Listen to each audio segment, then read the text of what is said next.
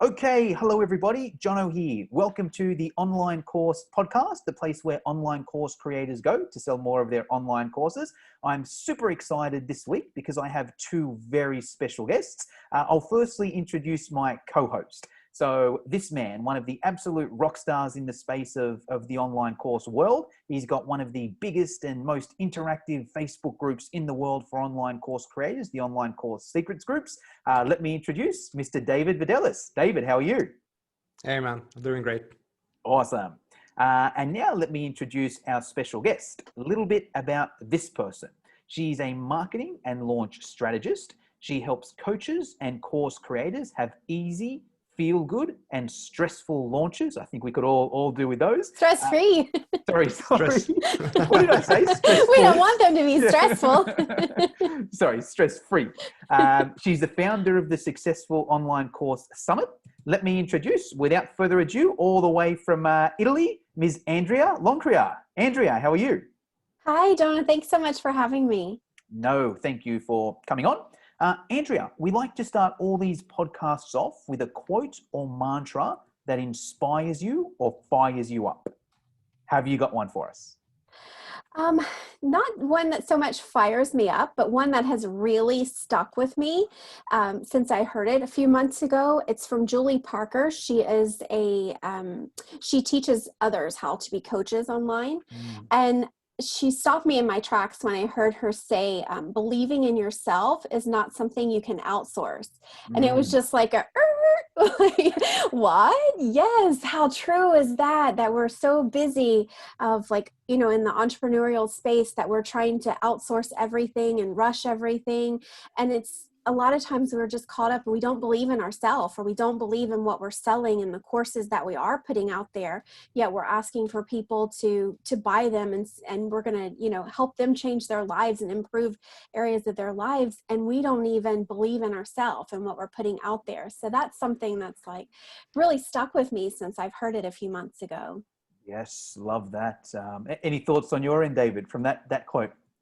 Sorry, I was just answering here. It's kind of hard because I'm the community manager here helping out in the comments.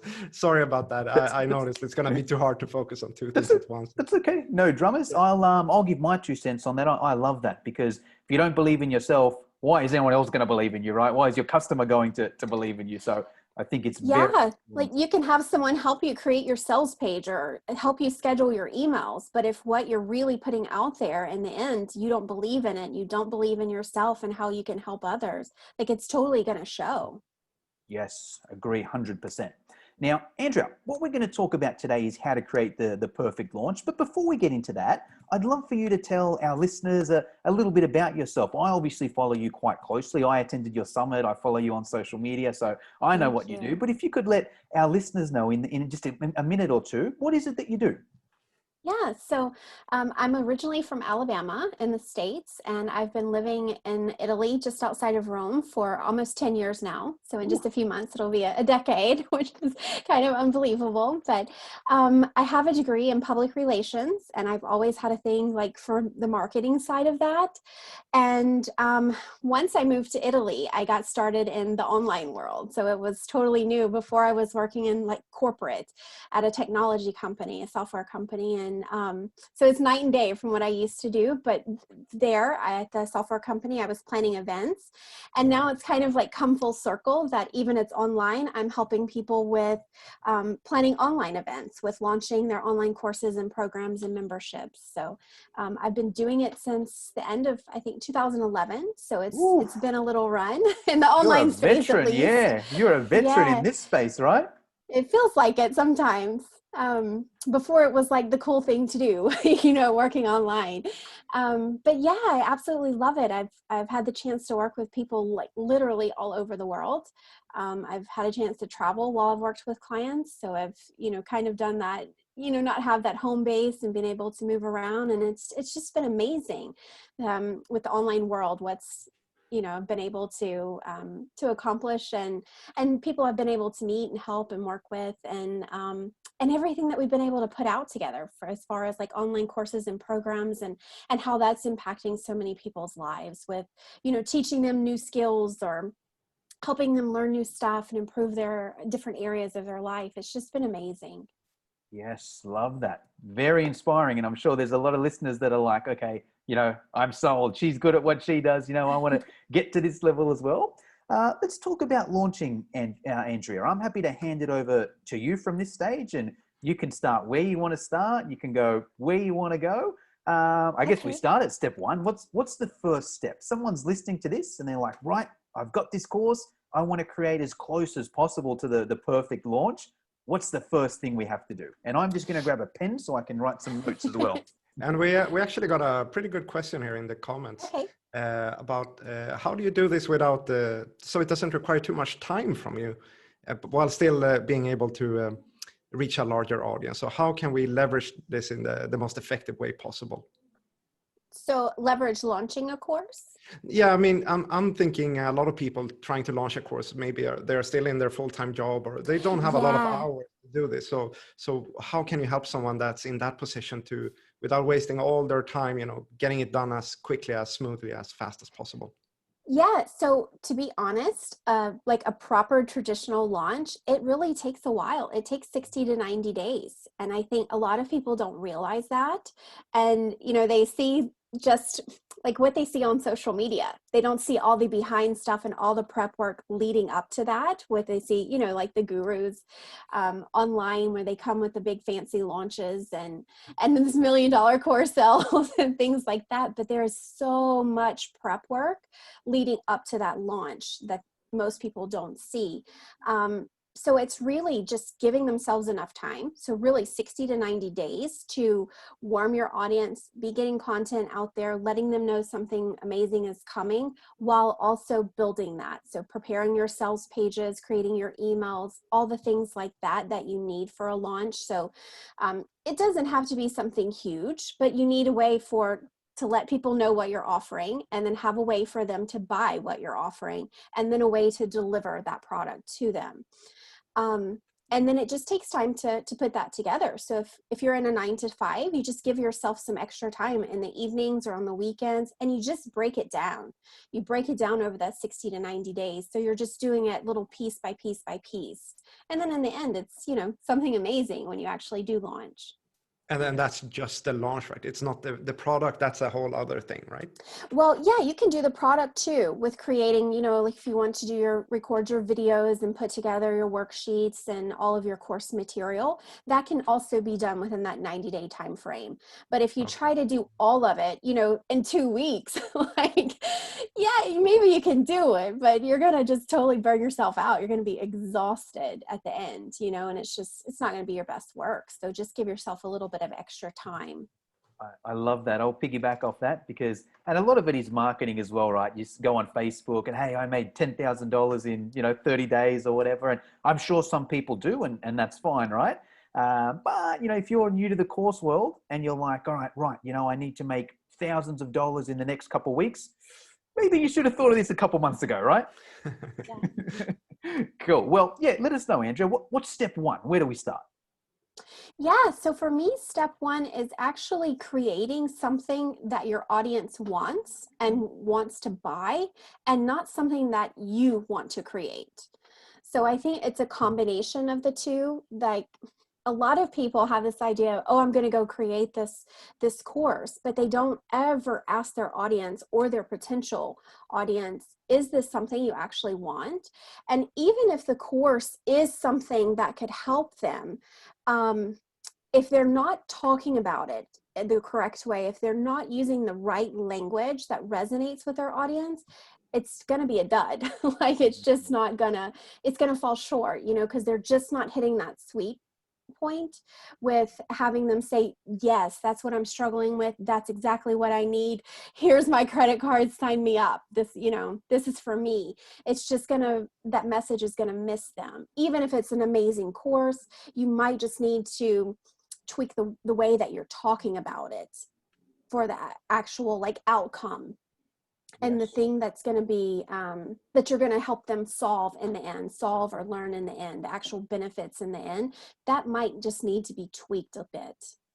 Yes. But for me, it's the very first thing to do is to actually create something that your audience wants and wants to buy, and not just something that you want to create. Yes, love that. Can we even spend a minute there? Because I think there's some really, really good points there that I'd love to piggyback off, and I'm sure David does as well. So yeah, I mean, I speak to a lot of course creators as well, and I hear a lot of the words that I sort of hear is, yeah, I'm thinking of putting this course out, but I don't know if people will buy it, or I'm thinking of putting this thing out, but I don't know if people want this or if people want this, right?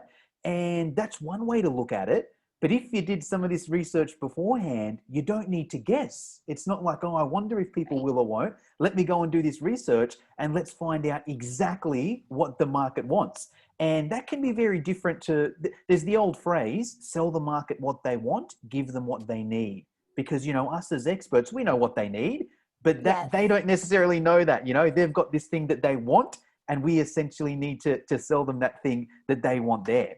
So, and also another really good point I think you brought up there, Andrea, was what are we actually doing? What are we solving? What's the benefit at the end of it? Because just giving people information, that's not bad, but that's only so valuable, right?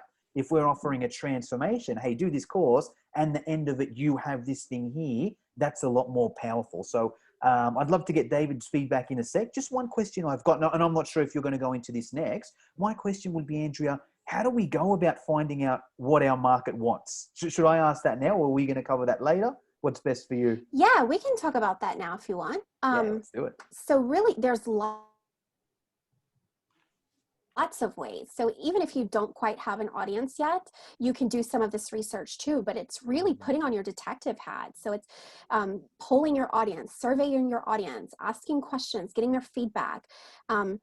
So it's just sending out a survey, sending out a couple of questions and asking for their feedback, or getting creative and breaking those survey questions down and asking them kind of like one by one on social media, and setting up, maybe like do a poll on Facebook. Do you like, what is your biggest struggle? Is it 1, 2, or 3? And have people vote.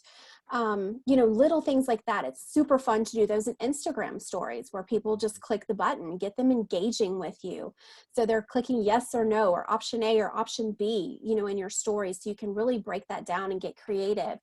It's also getting on the phone with people, asking some people in your audience, like, what are you struggling with? Do you mind hopping on a 10, 15-minute phone call? I'd love to hear about it if you can tell me more. And record that conversation if they're okay with that. And then you've got their words. You've got it direct from, your audience members, what they're struggling with. And then you can take that with your marketing. So what they tell you directly is gold, because you can use their feedback and on your sales page and your sales emails and your social media posts throughout your launch. Like it's absolute gold material when they answer your questions. So you can gather that, on the phone calls that you record, or and the survey questions that are sent back to you, but just really taking a deep dive. You can also look at your analytics. So if you've been putting out content on social media or sending out emails, see which emails have the highest open rates. What is that subject matter? What are you talking about there? What is getting, what's getting people to click more? Is there a theme that you're seeing show up over time? That happened with one of my clients. She, basically what we were saying about, don't create something you want to, create something your audience wants. She had an amazing course, but she was talking about it in a way that just didn't resonate with her audience. So she was wanting to help people basically wake up happier, enjoy their life more. And she found happiness. She was a school teacher, and she ended up changing professions and changed to a life coach. And because she left her profession, that was her experience. And she was kind of projecting that on her audience, but they had the fear of like, I'm not ready to change my profession. That like they didn't resonate with that at all. Her course material was fantastic, but a few people who picked up on it were saying, are you going to do my, help me with tweaking my resume? Are you going to be like my business coach? And she was like, no, none of this. That's not what we're talking about at all. So it just sent the wrong message. Even though her material was fantastic, she was not presenting it as you're going to wake up happier and enjoy your life. Let's get you on a new path. It was change your job, change your profession. And that was a very scary thing something that just didn't resonate with her audience. So we went back to the drawing board and really started looking at all of her intake forms from in-person clients, surveying some of her audience, looking at analytics, and they all just wanted to be happy. On all the intake forms, they were saying, I just want to wake up happy. I just want to enjoy my day. Every day I dread waking up and starting a new day, and I just want to find some joy. Same thing in the emails. So we really found, something that was resonating with them across the board. In the analytics, all the emails that had the highest open rate was about waking up and being happier. So we just tweaked that message, and literally overnight, she had sales. Literally overnight. It was like totally nothing. No one wanted to attend a launch event, no sales, and then tweak that message, and overnight it was like, whoa, because then she started talking their language.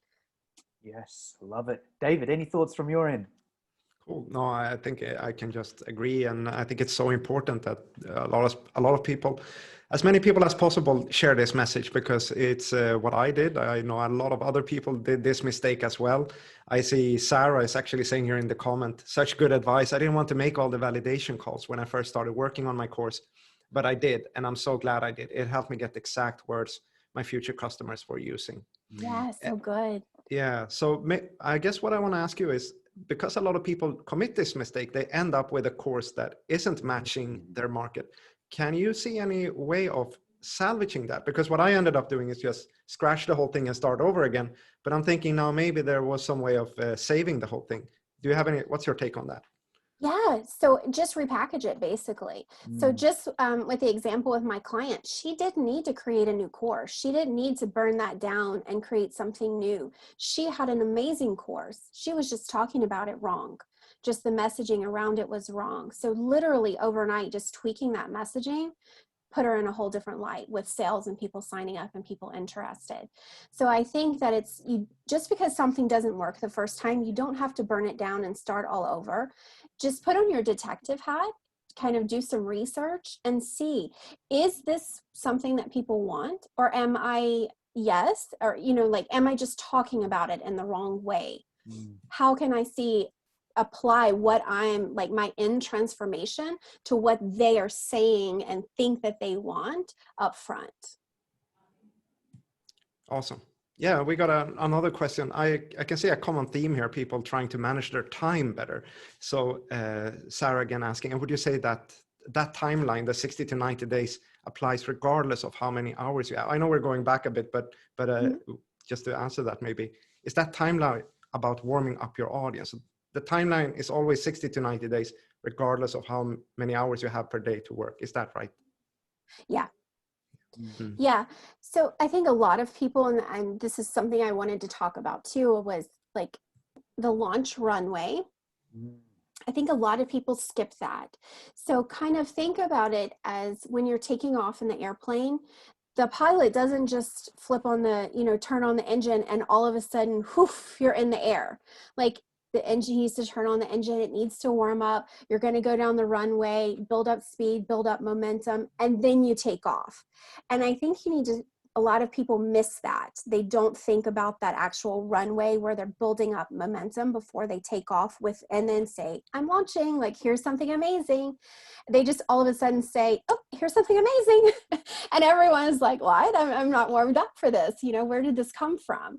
And sales fall a little short. So while people are creating their course and getting ready for their launch event, I think it's really important to have that launch runway where they're warming up their audience and building up that momentum, so that when they do open doors to the launch event and open doors to the course for sales, they have people who are interested, who are paying attention, and who are excited. So yes, the 60 to 90 days, even if it's just small things, and it doesn't have to be every day showing up, because sometimes it's just not possible with everything going on in our lives. But I think it is important to be really consistent before actually launching something, especially if it's a new audience and it's something new for you and you haven't done before. So really building that know, like, and trust factor, showing up, providing value, and getting people interested in what you have to offer and getting them excited is really important. Yes, love that too. I've got a question going back as well here, Andrea. I'll give actually a point that I think you made, which was really, really good. And then I've got a follow-up question. I'm a huge fan of either the phone or Zoom. I think surveys are good. I feel there's a little bit of a limitation there because you can't have that two-way conversation. Yeah. I feel if it's a Zoom or a phone call, we can get a bit deeper. Okay, so you wouldn't do this. Why not? You know, okay, you would do this. What excites you about this? Okay, so you wouldn't do that, but what about that? So just for everyone listening, that's why I like that side of things. Now, question, Andrea, what if someone doesn't have an audience? You know, let's say someone's, I don't know, a teacher, for example, and they're really, really good at teaching. And, you know, now they want to bring out a course or a program to a completely new market where they've got no email addresses, no one on their social media profile is their potential client. How does this person go about validating the course? Yeah, so kind of in the same way, but basically borrowing in other people's audience. So again, put on that detective hat, do some research, look for people like on Instagram who are not so much maybe competitors, but people in the same space, and look to see who's following them, and maybe reach out to them and see and engage with them and ask them questions. What are you struggling with here? I saw you comment on this post, and really just do some some groundwork there of connecting, like old-fashioned connecting with people. And the same way you can use Facebook groups. Go in that are ideal. Don't just go in any Facebook group, but those that actually have your ideal clients, their ideal potential clients in them, and ask questions, and then ask to jump on a call with someone. So they don't have to be in your audience. They don't have to be your follower to invite them to jump on a Zoom call with you for 15 minutes to talk about, you know, what they're struggling with in that particular area.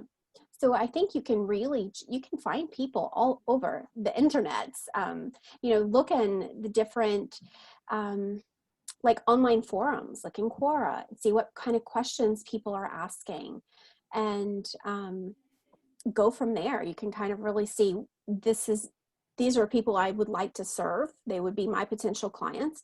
This is what they're asking other people about. So let me make note of that. Then take that back to some Facebook groups and see what are people asking there. Then ask your own questions and see what kind of responses you get. Then single some people out and ask them to jump on Zoom calls with you. And none of that involves having an audience of your own. Yes, good points. All right, cool. So we've mastered that now, Andrea. You know, someone wants to launch a course, they've gone out, they've spoken to their audience. We know exactly what the market wants. Now what do we do? Yeah, so besides building up that launch runway while you're kind of creating things in the background, actually plan for a launch event that's going to match the experience that your audience will have with you with your paid offer. So I think for a while, the kind of go-to thing was, if you launch, you have to do a webinar. And it's just not the case for me. Like it works beautiful for some things and for some people, but that's not always the fit for every person's audience or the fit for what you're launching. So if it's an online course, if it's a like do-it-yourself online course, then a webinar could be fantastic. So people because the online course, they'll be doing it themselves, working at their own pace on their own, you know, whenever they want to. But if you're going to do like a group coaching program where other people will be interacting with each other alongside with you, then maybe something more hands-on for your launch event, like a 3-day training inside of a Facebook group or a 5-day challenge inside of a Facebook group. So you get them used to interacting with each other there inside the group. They're building that community, they're interacting and engaging with each other, and then they see how great that is. So when you move on to the paid offer, which is, we're going to continue this party over here in the program, and you guys are going to be able to, continue building those relationships with each other, then it's just the next step up. They're already used to that. And I think a lot of people miss that step, that they don't really do a launch event that's aligned with the offer they're going to be promoting. Yes, love that. I was lucky enough to learn this in the early days, back when I was a personal trainer, actually. This is going back maybe got to be 10 years ago now. And I just got lucky where I needed some sort of way to get leads. And I ran a no sugar challenge, a 7-day no sugar challenge. And I got a heap of inquiries from it. Everyone wants to give up sugar apparently. And the next step from there was then to join my online program, my online fitness program at the point. And that was the best converting thing I ever did for that exact reason. It was like, all right, cool. Let's get some, it's almost giving results before that person has to pay you. It's like, great, Yes. let me give this person's going to lose a kilo or two just from giving up sugar. Okay, great. Now, hey, add if this is what you've done just with your diet, imagine the results when you add the exercise on top as well. So I think it's a similar formula there. So I love that. Any feedback from your end, David? Oh, it's very interesting. I come from a quite different world, so I don't think there's a right and a wrong way of doing it, except the things that work, right? So I think whatever you choose to do, if you do it well, you're gonna make it work. And yeah, it's very interesting to hear this. Yes. Now, question, Andrea, you've referred to the launch runway a little bit here. Now, I've got a rough idea what it is, but I'm sure some of my listeners are probably like, launch runway? What the hell is that? Can you give us a bit of a rundown? We know it's 60 to 90 days. What are we doing in those 60 to 90 days? Yeah, so during the 60 to 90 days, you're just going to be putting out content that's going to get people excited about your offer, get them thinking about your offer, helping them with things around what your offer is going to solve in the end. So kind of just planting that seed for them really of like, this is an issue. Here's a couple of like pain points that we can kind of poke on a little bit to make them understand that this is an issue. And then when your offer comes, like this is what's going to help you with solving that issue. So it's really just getting content out there. So whether that be Facebook posts, Instagram posts, going live on Facebook or Instagram, doing stories around that, just putting out video content, any kind of social content, just dropping those little seeds along the way.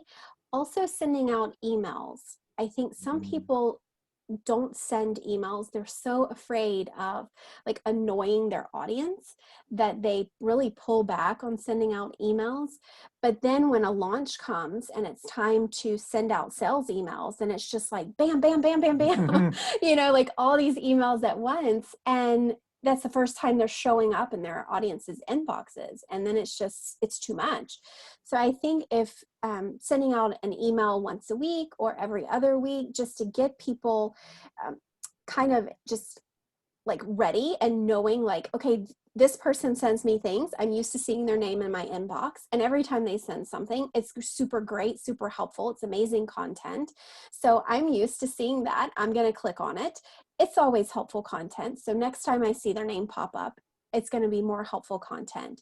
And then they're used to opening those emails. So when you do start sending emails for your launch event or your sales email sequence, then people are more likely to open those and to take action too, because you've been helping them all along. So they're, number one, they're used to seeing your name pop up. And then two, they kind of associate that with, amazing content. So when you do send something, they recognize your name, they open that email, and it's amazing content. So it's just reinforcing that know, like, and trust factor that you're wanting to build with them. Yes. Now, good points. I want to expand a bit. David, I know you're a bit sensitive on time. Have you got 10 minutes. 10 minutes. Yeah. Okay, awesome. All right, cool. So I want to dive in a little bit deeper here because I think you brought up some amazing points there, Andrea. Now, let me think of where to start with here. Let's start with the pain points. So as bad as it sounds, I'm a huge fan of pain points if you can do it in the right way. I'm not a fan of jumping on Facebook and being, you're fat and you're lazy, you need to exercise. You're not going to get any clients doing that, right? But if you can do it in a cheeky sort of way, I think that's what gets people's attention, Hey, is this you? You're writing this online course and it's just taken you forever. You're doing all this work and you're not going anywhere and it's just taking so much longer than you want. You want to know what my shortcut is? I've got this shortcut that is insert one tip down here. And hey, by the way, if you want more of these tips, I've got a free checklist, comment below, yada, yada, yada. I find if you can lead with that pain point, it works really well. And I also think that answers the question. I think a lot of people are scared to put out content because, well, hold on, if I'm putting out this content, why are people going to buy my course? And I think there's a few different ways you can look at it. I think one way is, well, hold on, if you can focus on the pain points and just give the overview of the solution for the pain points, that can be quite effective there. I also look at it in another way, and I'm like, man, if you're going to sit there and watch every single one of my 5-minute videos for free, it's going to take you a year before you get all my content anyway. It's probably better just to buy the course there. But I might even ask that question there. What's your answer to that question? If someone's like, well, Andrea, what sort of content do I post? Do I need to be careful about giving away too much value because then people won't buy? What's your take on that? So I think not so much giving away too much value. Because I'm not really sure you can do that, I guess. But I think you can give away too much at one time. Yes. So I think during the launch event is where people want to get carried away, that they want to put out so much value all in a span of just a few days. So 3 or 4 days, they're just overloading the value to show, look how amazing this is, look how much you're going to get from me. And then people are overwhelmed, like, man, I can't get through all of this. So I'm not ready for the course yet because I'm still working on all this free content. Instead of just dropping little nuggets to help them, like, instead of giving like 1 tip a day, they're giving 3 to 5 tips a day. And then you build that over 3 or 4 days. It's like, man, I've got to get through 20 things and I'm not done with these 20 things that you've shared with me. So I'm not ready to move on. It's a full-time job for them trying to get through these 20 free tips, let alone buy the course. Right. And I like, oh, no, sorry, you go. No, I was just going to say, I think it's not giving away too much value. It's just giving away too much at one time. Yes. And I'm a huge one nugget person, if I watch a video and sometimes if there's too many things, I get confused and do none of them. If there's one thing, I do that one thing and it worked, and then I'm a fan forever. I'm like, oh, this person knew that one thing. They must know everything. David, any thoughts from your end? Yeah, I'm wondering, do you make a distinction between the different types of content? So for instance, like usually when I do like free content, I talk more about like the inspiration, showing the opportunity, like talking about the tools you can use and giving like the overall strategy. And then when people start working with me, I get more into the how-to and the implementation and the accountability, like those kind of things. How do you do that kind of distinction as well? And would it be the same for each type of course, or what's your thoughts on that? Yeah, so I kind of go by, I know not everyone agrees with this, but that you do more of like the inspiration and hitting on pain points and dropping little tips, maybe talking about the tools and things like that too. But really the how-to content for me is reserved for the course. So we'll talk all around it. So we'll do the inspiration, we'll hit the pain points, we'll talk about some things that you can use. But then if you really want to know how to do something, then you need to pay for that. And that's inside the course of the program. Yes. And that's regardless if it's a direct coaching or if it's just a automated course. Yeah. And that makes sense. I'll even break it down for some of the listeners in case it's a bit too, hypothetical to a practical thing. Let's just use a podcast as an example. Let's say I'm going to sell a course on, how to podcast. I might not go on there and be like, all right, here's your best microphone and, go on SoundCloud and then, here's how you do this from this and little tips. So you might do a bit of it, that's fine. But what could be cool is be like, why podcasts are so cool? You get to meet cool people. Guess who I was talking to the other day? I was with David Vidales, and I was with Andrea Longcrier. How cool do you want to connect with cool people in the industry as well? All you got to do is get a podcast, and if you want to learn how to do a podcast, go below. And it's still value, it's still like, we're still giving value to people being like, what? I do need to network with people. Maybe I need a podcast. Let me check out this guy's thing, And then maybe the next day it's like, well, are you struggling that you're just hitting the same people over and over again? You're posting on Facebook, you're hitting your same 7 friends over and over again. You're getting sick of friends. Like, you want to know how to get to new people? Hey, let Apple iTunes do it for you. Put out a podcast and then whoever's searching for you finds it, yada, yada, yada. And then you put a link in your show notes. They follow you on social media. They join your Facebook group, blah, blah, blah, blah, blah. So all you need is a podcast, click below and get my course to a podcast. We're still giving value. We're still giving tips, but it's more like the end result and the outcome than the how-tos. Now, had a couple questions on email, Andrew, and a couple just wanted to back you up on that because you bang on where a lot of people are scared to send emails. Oh, I don't want to annoy people. What if people unsubscribe? And I've got a few sort of takes on that. I'm like, yeah, you don't want to annoy people. You want to send them good stuff. You want to send them valuable stuff. And the way I sort of look at it is you want that thing to be valuable. Every time I send an email, I basically want to imagine that I'm sending that person a link where if they click that link, they get $100 sent to their bank account. And every single person will want to open that email, whether you're sending it every day, every week, every minute, you'll keep doing it that there. So that's how I look at the value. But I love how you brought it down, because I think a lot of things as well, a course creator might be like, oh, I don't want to spam people. And well, hold on. If you don't email someone for a month and then you email them 7 times in 7 days, that's spam, right? Yes. That's more spammy than just sending them 1 email a week and then maybe a couple more during the launch side of things. And even you mentioned you're almost training people where they're like, oh, I got an email from this person. Let me open it. This person's email is always good. So I'm going to always email or always open it. So when the sale comes, they'll open it because they know it's good stuff. Okay, I know that I like this person. I'm going to open it. And they're more likely to open, and even probably more likely to click as well. Because if they're used to opening your email and, clicking to watch your podcast or watch the video you did, it's just another click there. So I just wanted to back you up on the email side of things there as well. Anything you wanted to add on the email side, David? I think you're hitting it right on the head. It's, definitely just email. Go ahead and do it. Awesome. All right, cool. So we'll do a bit of a summary, then we'll move on to the next point. So we've gone out, Andrea, and we've done our research. We know exactly what the market wants. We've got our plan of about 60 to 90 days for our launch. In this 60 to 90 days, we're going out there, we're posting this content, we're sending out emails. What's the next step from there? I guess I've got 2 questions from here. When do we start creating this course? And then also, when do we start the selling process or the open cart process, we'll say? Yeah. Well, you can start creating after you've talked to your audience. So after you've kind of put on your detective hat and done the research, then start creating. Or you might have already created. Most people start with that. Like, this is exactly what I want to do. I know what I want to put out there, but then you just need to tweak that messaging around it. How are you going to present that to your audience? So you can start that right after you confirm what it is that they're actually wanting and they're wanting to pay for. The selling for me, it's not a hard sell, but it's really, you're kind of opening that sales conversation all throughout the launch runway. You're just kind of with planting those seeds that really is kind of opening that sales conversation. I've got a course the way I think about it.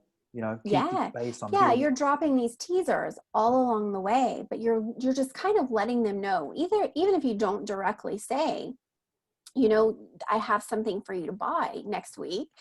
You're still really planting those seeds and talking about what's coming up. So when you do actually go into switch your hats around and put on sales mode hat, then it's easier to do because you've kind of been having that sales conversation all along, meaning they already know that they have a struggle. They've already gotten the inspiration behind it. Yeah, I want to do that. Yes, cool. That sounds amazing. I want to do it. Yes, I'm having struggles in this area. Yes, I want to have this resolved. Yes, I want to learn how to fix this. So those are kind of things that are that's part of the sales process that you've already hit on before you were ever fully selling. That's been a part of your sales process all along before you were ever getting into what people think of the slimy sales, I guess.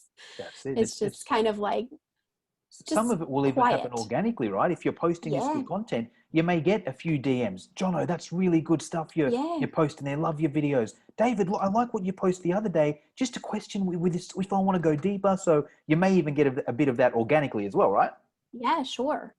Yeah, absolutely. Yeah, when people ask, let them know. You can drop those teasers in all along the way too. If you found this helpful, then I'm working on a course that's coming up. It's going to have so many more tips like this. So you just kind of put in those teasers just to get people excited about it before you actually do go into that official sales mode where you open up card and ask for money in exchange.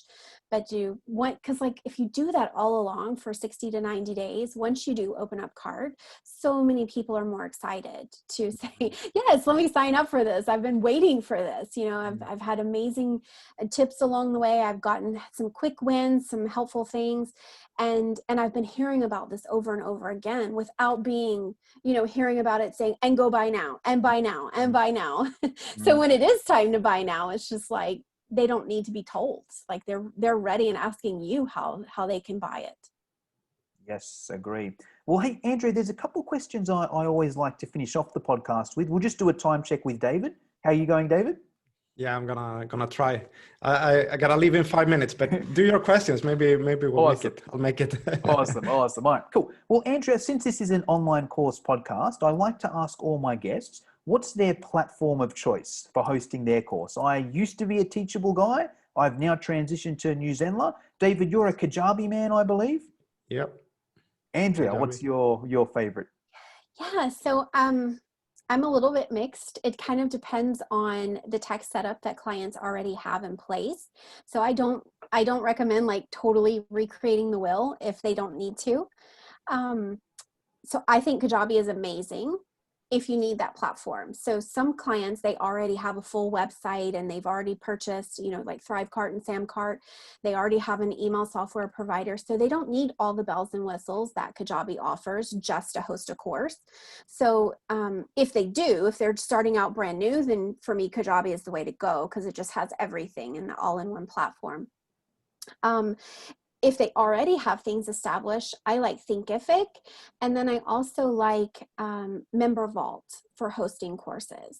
I think those are both really great platforms and not super expensive.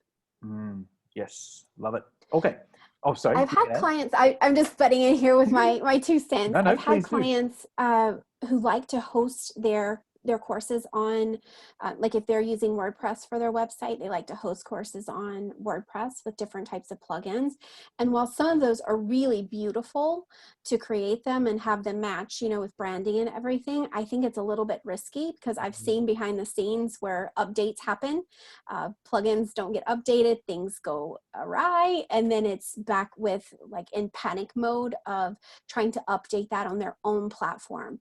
So I really recommend that my clients go with a third party so they're not responsible for all the tech backend stuff. So if things get updated overnight with WordPress, like it happens a lot, then they're not stuck with pulling in a developer last minute and they're not getting support emails saying I can't log in and where's my stuff and all of the tech headache that goes along with that. So while it's beautiful and while it works with some people, I don't recommend it to my clients. Yes, I'll vouch for that. I'm one of those people that had that happen. So I originally used, I think, ClickFunnels, and then it was a bit fiddly, and I was like, you know what, I just want this on my website.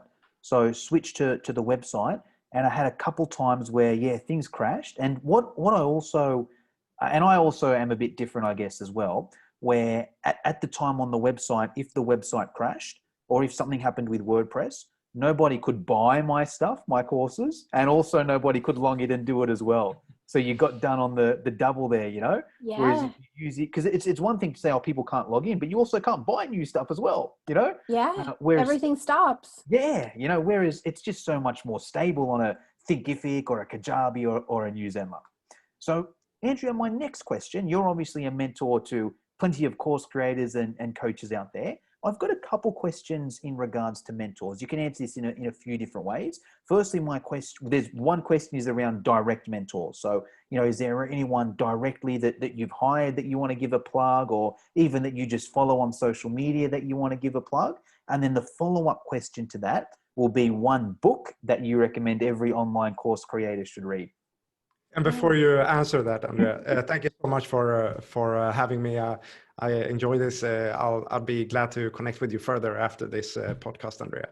It was so fabulous meeting you. Awesome. Thank you for sharing your expertise. It's always awesome. Thank you so much, Jonna, also for inviting me over and to be a co-host with you today. And I'm glad to be a part of your new community and seeing how it grows. Awesome. So and thank you for everyone for watching as well. Awesome. All right, David's out of here. If you're watching live on Facebook, give him a goodbye. And if you want to join his group, type secrets down below and we'll get you in that group as well. Thanks, David. Awesome. Take care. Have a good day. David. Bye-bye. All right, Andrea, down to 2. Mentors, what can you tell us? Yeah, so I guess kind of from afar. My mentor is James Wedmore. Oh, yes. I invested in his Business by Design program, I guess almost 2 years ago now. And that was pretty much a game changer for me. Wow. I've done a couple, some online courses here and there, but that was the first like more expensive type program that I had invested in. And it was a little bit of a stretch for me at the time. Like, should I be doing this? Like, is this where money should be going, for several $1,000s? And can I ask out of curiosity, how much is that program, if it's okay to say? Yeah, it's over 3,000. Okay. So it was kind of a, do I do this? Do I not? It was, it's different than a $200 course, like a $197 or $497. Like those you really just don't think so much about, but then when you've got to drop several grand at a time. I mean, I know there are a lot of programs way more expensive than that, but where I was at the time, it was just like, a little struggle. But it was totally fine. Once I took the leap, then it was like totally made that back and more. And it was definitely worth it. And it was worth it. And being able to meet so many people inside that program too. So it wasn't just the program, like the content in the program, but the relationships that I was able to form with other business owners, like-minded business owners who are also trying to improve and grow their business, who are serious about it. Being surrounded with other people like that was a game changer for me, because it's kind of a mindset thing, I guess, like limiting belief. But because I'm an expat living in Italy, I just kind of had the story of, I don't have a network, I'm just kind of removed from all the like the business get-togethers and things like that happen in the States and in Australia. And I just feel like I'm here in the middle, and it's a lot of money and it's a lot of time, and like having to redo my schedule to go anywhere, because it's like like if I fly to California, it's a 9-hour time difference, and it takes weeks to like get back on schedule and stuff. It's like a big interrupt to travel there all the time. So it was just, I kind of told myself, like, I just don't have a network. So, and it gets lonely sometimes just sitting behind your computer by yourself. So this was really kind of like my way of kind of building some of a network. So I had, was exposed to other people who had the same interest as me and same type of goals. So it was really nice to have the chance to really start to build that network. Yes. So I'll piggyback on a couple things there. So you're actually, James Wedmore is probably the person that comes up most when I ask that question. So I've only done about 10, 15 of these podcast episodes. And I think, 2 or 3 people have at least have said the same thing. I've done James Wedmore program, and it was an amazing program. So let's give him a shout out there. I like the dollar side of things as well, where it's $3,000, but hey, I made more than that back. And there's a few different ways we can go about this, but just even at the most basic level, it takes a certain type of person to invest $3,000 in a program, right? And just by doing that, it puts you ahead of a whole heap of other people, right? And I'm not saying just go out and buy any idiot's $3,000 program, right? You do your research, make sure you're in the right place. But that's what has to be done, because, or not has to be done, that's what's going to help springboard you, because it takes a certain amount of person to do that. And let's say me and Andrea were direct competitors, right? And we're both looking at doing a $3,000 course. I don't do it because it's too much money. Andrea does do it, and she learns a thing or two in that. That might be enough to springboard her above me. And then I'm never catching up to her because I've never invested in that. Then she's more successful. Then she does a 5,000 program, then a 10,000, yada, yada, yada. So I think that's a good point there. And then the networking as well, especially if you're in the entrepreneur space, you might be the only one of your friends and family that's going out. Like my parents don't even know what I do. I think I tell them I'm in IT because it's the closest thing I can say, So, you might not be around these people, and, sometimes you might get other people imposing these limiting beliefs, oh, people buy a course on that? Oh, you're charging how much? And people pay that? And that stuff seeps into your head, Yeah. But if you could surround yourself with hold on, this idiot's doing that. Why can't I? What's this person got that I don't have? So you know, that can help there. And even just people to bounce off, and, you know, it gives you a different perspective. So I think that's important there. Books, Andrea, if you had to recommend a book or two, and it doesn't have to be a book on course creation, but, you know, it may be a book that you read and it's changed your life, or you recommend it, people read it to change their life. What can you tell us there? Yeah.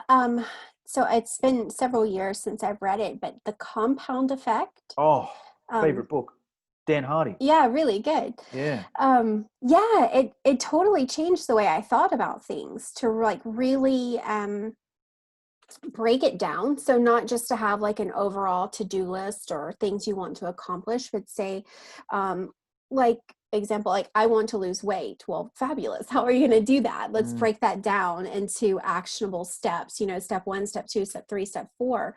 And then those small steps that you take over time end up, you know, having such a huge outcome in the end. And if you don't do those over time, you know, then it really catches up to you. So that I really apply that like to launching, like with the launch runway, that even over time with launching, it's kind of the compound effect. You just do a small piece today, small piece tomorrow, small piece next week. And then at the end of 3 months, you've got a huge thing you're launching. Yes, love it. That's one of my favorite books of all time as well. I'm actually just starting another one of his books tonight. I don't know if you've read The Entrepreneur Journey. No, I haven't. Yeah, I just bought it tonight, so I'm going to read that, and we'll spend a minute on this if it's okay with you, and break it down to the listeners, because I was also in fitness as well when I read that book, and some of the principles apply so well to fitness, but also in the marketing side as well, where Dan Hardy breaks it down, where he's like, if you've got 3 people, and it's really easy to think of weight loss wise, right? Let's say you've got 3 people, person 1, person 2, and person 3. Person 2 just keeps doing what they're doing. Nothing changes, right? Person 1 just goes to the gym 3 times a week and works out and cuts out, you know, some of the crap that they're eating in their diet. Doesn't do a huge thing, just, you know, trains a little bit, eats a little bit better. And then and the other person does the opposite, you know, trains even less and then eats even worse, right? Not a huge amount. It's just person 2 doesn't change. One person's a little bit better. Person 3 is a little bit worse, right? At the end of 12 weeks, you look at them, they look exactly the same. You can't tell that one guy's been working out, you know, a couple times a week and eat a little bit healthier. It's going to look exactly the same as the person that's a little bit worse, right? But after 6 months, okay, now you start to see something. Okay, after 9 months, okay, now you can definitely see something. Okay, after 12 people, they're different people. You know, 1 and 3 are worlds apart, and you can only see from those little things again and again and again. And same thing as marketing. You know, if you building your email list and you just do it once every so often, you're not going to build your email list. But if you're like, right, you know, every day I'm going to do something, you know, and by the end of the year, okay, now you've got a bit of a following there, or you've got a bit of an audience. So love that there. Andrea, in terms of social media, people are watching this and they're like, you know what? I like this Andrea woman. She's pretty cool. I want to follow her on social media. Where should we follow you? Yeah, so I spend more time on Instagram. So you can find me at Instagram at Andrea Longcrier. And then on Facebook, or my website is oceansmarketing.co. Awesome. I'll put those links. I'll send you a DM straight after this and get those links and put them in the chat and in the show notes as well. And Andrea, I believe you've got a little freebie that you like to offer anyone that pops on your website. Is that right? Yeah, so I have a launch method roadmap. So it's our signature framework for preparing for your launch. So it has 6 different steps. And yeah, you can grab that roadmap at oceansmarketing.co/roadmap. And it will get you started with the steps that you need to take to have a successful launch. Awesome. If you're watching on the Facebook Live, comment roadmap down below. Yeah. And me or Andrea will get that over to you. If you're listening to it on the podcast, just go to the show notes. I'll have the link in there. And then tell us a little bit more about working with you, Andrea. Someone's like, hey, I don't want the freebie. I want to hire her and, you know, get this launch plan or get Andrea to work with me. How do your programs or your offerings work? Yeah, so I have several different ways to work with me. So one is I do coaching and consulting. So if you want to do your launch on your own, but you just kind of need like a biz bestie, someone to hold your hand, then I can guide you along. So I'll have everything mapped out, what you need to do for your launch, and then we'll go through it together. So that's doing, weekly calls and resources and just kind of providing everything for you. You do it, but I'm there to hold your hand to get you through it so that you have a repeatable process that you can use to launch again and again and again. If you don't want hands-on, if you don't want to do it yourself, then I also offer done-for-you services. So my team and I can actually jump in and handle some of that tricky tech stuff. So, the behind the scenes of creating the sales page and scheduling and setting up emails and all the fun stuff on the back end. That's like totally not why you got in business, was to learn all the tech that goes along with it. We can take over and do that for you and set it up. And then I'm doing periodic programs. So I'll be doing a group coaching program at the first of the year where we'll work closely together for 12 weeks and as a group launch your course together. Yes, love it. Awesome. So I'll put all these links in the show notes as well if you're watching the podcast. If you're watching on Facebook and you want Andrea's help, just comment help down below and one of us will get over to you. Andrea, that's pretty much all I wanted to cover today. Is there anything I missed? Is there anything I should have asked you but didn't? Or is there anything you want to leave our listeners or viewers off with?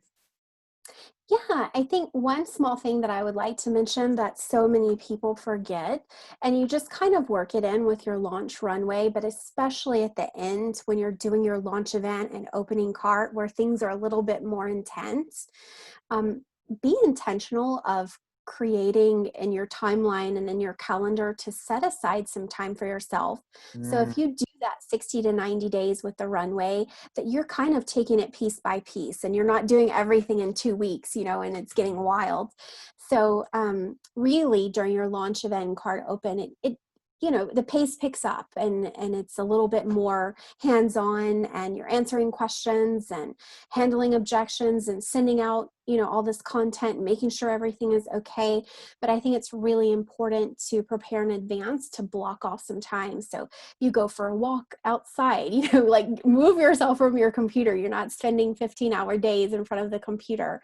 Go for a walk, schedule a coffee date, work in a little bit of that self-care and some free time, pick up the phone and chat with your friends or your family, have a lunch with your spouse or your partner, just have some of that time away. Because I think so many people get so focused on I'm in launch mode and I just need to sit in front of the computer night and day and kind of turn into, a launch zombie for a few weeks. And then at the end, everybody is exhausted and then say, why in the world did I launch? It's, I made a little bit of money, but I'm just totally out of energy and I'm exhausted and I need to sleep it off for a month. Yes. So I think if you're just intentional about building in some of those breaks and keeping in touch, having some of that, the time for yourself and then still connecting with your friends and family, because they usually get left behind when you're in launch mode. I think it makes a world of difference as far as like your stress levels goes, and then just lets you have that feel good launch. And then when you're filling your cup, you're also able to show up in front of your audience in a better way. You have that, a better energy. You're not exhausted. You're just, yes. You're able to flow better with delivering your message and connecting with your audience. I'll back it up from the health and fitness side of things, right? I find that if I work out, it doesn't take me time, it makes me time. I feel like, let's say, for example, I'm going to work for, 12 hours. Let's say I got 12 hours to work. I'm going to work from 6 to 6, right? And I just sit in front of my computer and work for 12 hours. I promise you that if I worked for 11 hours and worked out somewhere in the middle there, I would get more done. Even though I'm working less hours, I'm only working those 11 hours. The fact that I took a break, went to the gym, did some exercise, and worked less hours, I'm going to get more done and I'm going to be more productive. And now that I'm an entrepreneur, not a personal trainer, that's why I exercise. It's not to look good and to get ripped. It's because I know if I work out, and this isn't just working out, this is, going outside, this is eating healthy, this is seeing your friends, this is, napping, whatever it may be, like you're going to sleep better, you're going to have more energy, you're going to be more confident, you're going to be less stressed, you're going to be less chance of getting depression, less anxious, all these really, really good things, which in turn is going to make your launch better and make your work better. So I just want to back that up there. But Andrea, thank you very much for your time. If you're watching it on Facebook, actually, you know what? We'll end the podcast here. So if you're listening to the podcast, thank you very much.